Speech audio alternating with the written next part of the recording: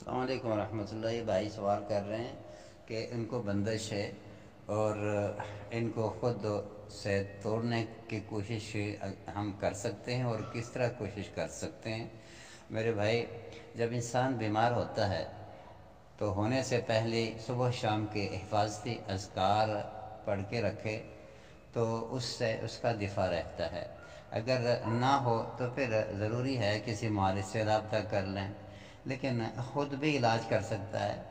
تاہم انسان کے جسم کے اندر اس قسم کی تکلیف پھر اسے پڑھائی میں رکاوٹ بننے کی کوشش کرتی ہے، تب اپنے علاج کے اندر کافی دقت ہوتی ہے۔ اس لیے ہم اکثر کہتے ہیں کسی اچھے قرآن سنت سے علاج کرنے والے، اچھے عقیدے والے کے ساتھ تعلق رکھ کے ان سے رابطہ کر کے ان سے علاج جاری رکھیں۔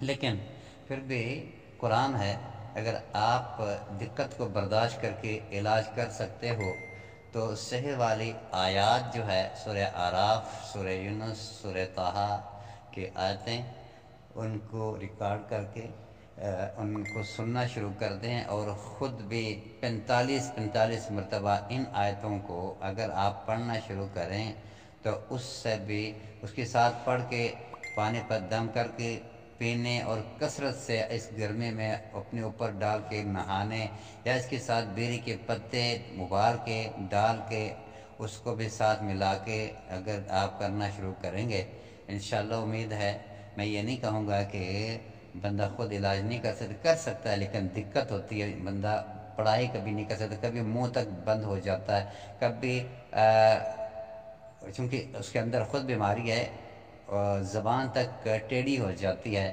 ان وجوہات کی بنا پر ہم کہتے ہیں کہ کسی سے علاج کرواؤ، لیکن جو مطلق کہتے ہیں نہیں اپنا علاج خود ہی کرنا چاہیے، تو وہ اس پہ پھر سختی دکھاتے ہیں، نہیں بس یہی علاج ہے، کسی کے پاس جانا نہیں چاہیے۔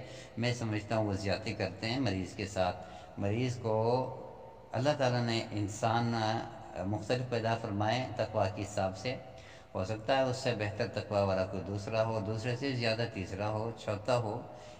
اچھا بندہ ڈھونڈ کے قرآن سنت کے جو قریب ہوگا اس کے قریب بندے سے علاج کروانا یہ سنت ہے، کوئی ایسی بات نہیں۔ انشاءاللہ آپ خود بھی پڑھ سکتے ہو، جیسے میں نے آپ کو طریقہ بتایا وہ بھی کر سکتے ہو، اور کس سے رابطہ بھی کر سکتے ہو۔ السلام علیکم۔